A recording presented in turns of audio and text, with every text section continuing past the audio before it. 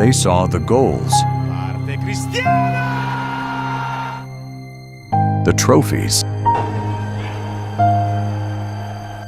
the fame. But what if I told you that Cristiano Ronaldo almost never became Cristiano Ronaldo? Not because he wasn't good enough, but because the world around him almost broke him first. This is the story of the pain behind the greatness. In my mind, I'm always the best. I don't care what the people are thinking, what they say. In my mind, I'm always the best. Cristiano Ronaldo is the most professional player I ever played with. He was the one, if we are training at 10, he will be here at 8. He was the last to leave the training ground. He's a machine. He doesn't want to lose anything. I tell this story about the tennis table and Rio Ferdinand, you know. They play like a tennis table and Rio Ferdinand beat Cristiano. Everyone was laughing. So 2 weeks later, Cristiano bought a tennis table. He practiced and he said, I will do my revenge. And we said, like, come on, Cristiano, don't embarrass yourself. You lost last time. And he played and he beat Rio. Ronaldo was the biggest example of someone that, from the outside, you think, God-given talent, doesn't need to work hard, just turns up on a football pitch, looks $1 million and just goes out there. Well, there was one day I mapped out a day in the life of Ronaldo, and in the day of Ronaldo, there was only an hour in the day where he was coached. The rest of it was him self-driven, getting to training early, doing his weights, doing his abdominals, doing his massage, going home, employing a chef to look after his nutrition, going to bed for 3 hours in an afternoon. When you see him doing the step-overs, after every training session finished, extra training, then he would take a ball around the whole circumference of Carrington Training Ground, doing his step-overs, jogging pace, walking pace, drag backs, step backs, Cruyffs. And that was like 3K round a training ground. Day before the game he would do it. And people say, oh, God-given talent. No, the most mentally tough player I've ever played with. Beyond remarkable. A 6th successive semi-final for Real Madrid. And there is a singular reason why. His name is Cristiano Ronaldo.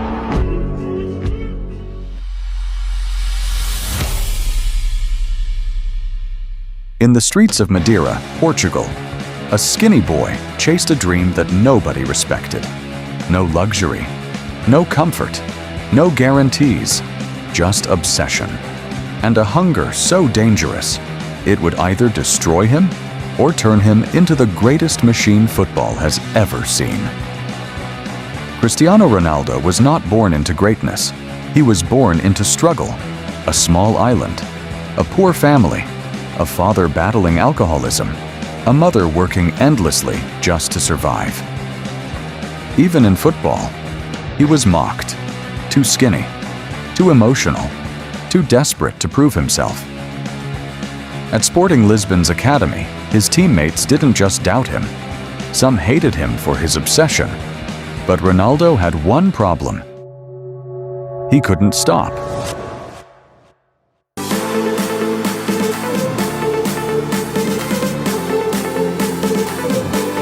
Every rejection became fuel. Every insult became training. While others rested, he trained.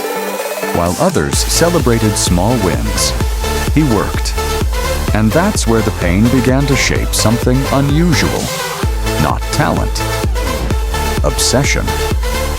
But what most people don't know is this. At just 15 years old, Ronaldo faced a moment that could have ended everything. A serious heart condition.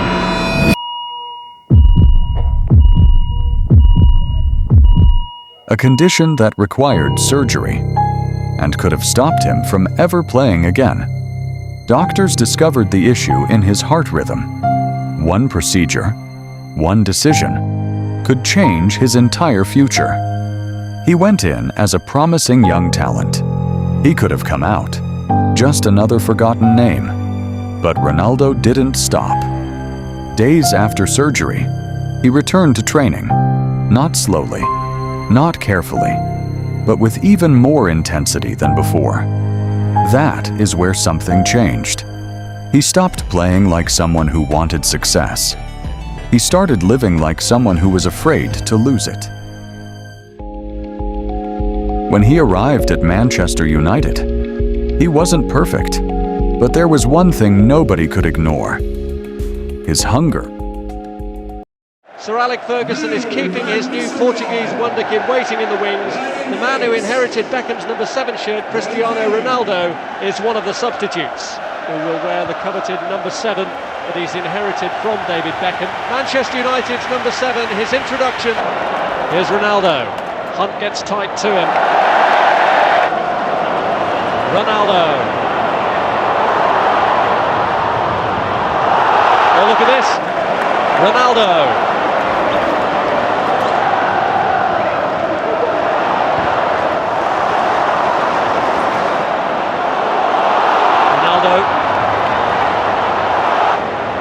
Ronaldo.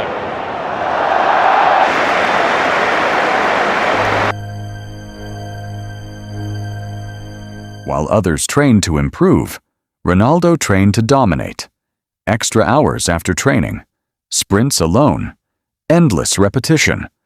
Critics called him selfish. But what they didn't realize was this: he wasn't trying to be liked. He was trying to be unstoppable. Manchester United turned him into a star.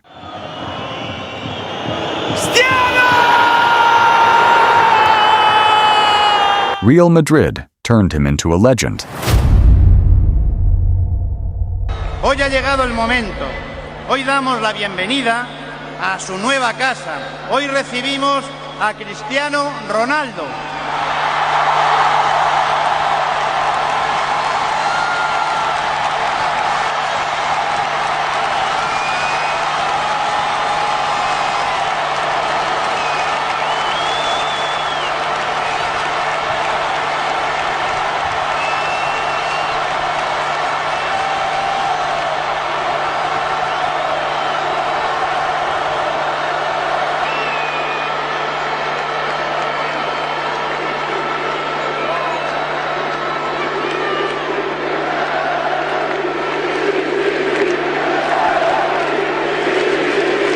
Bienvenido a tu Real Madrid.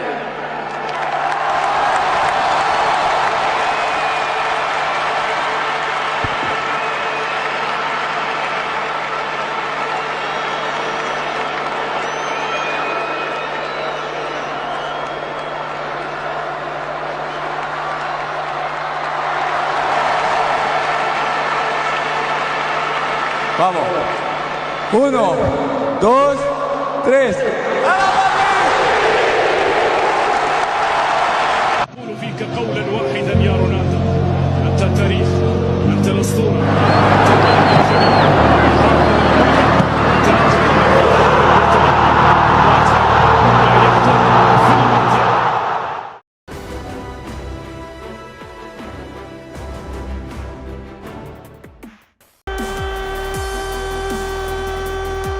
Cristiano Ronaldo. El rechazo le queda para Cristiano Ronaldo. Cristiano el recorte, Cristiano dentro del área, Cristiano por favor.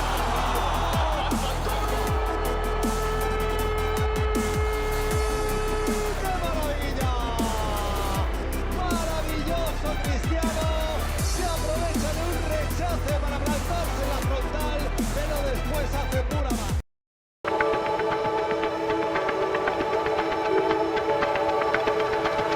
People can overlook stats. You can't. They smack you in the face. Yeah.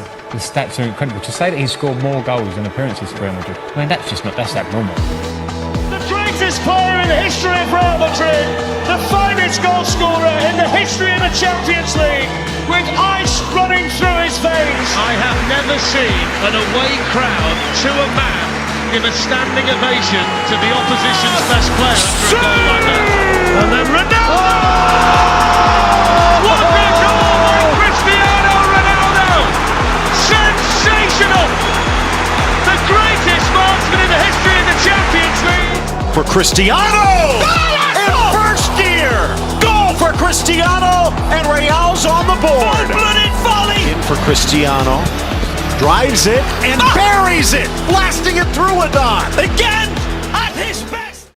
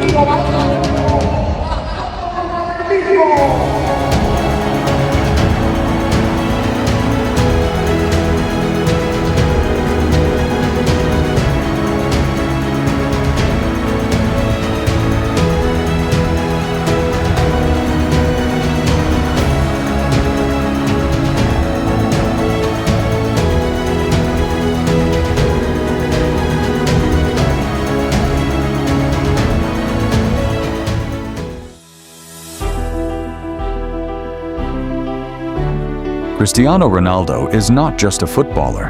He is a product of pressure, pain, and obsession.